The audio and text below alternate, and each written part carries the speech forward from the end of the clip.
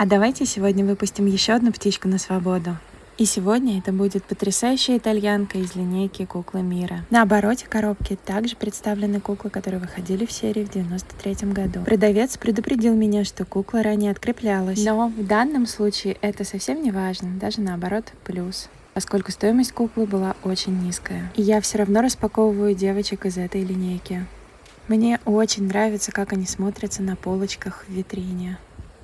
А что думаете вы об этой линейке? Планируете ли кого-нибудь селить или, может быть, уже поселили к себе в коллекцию?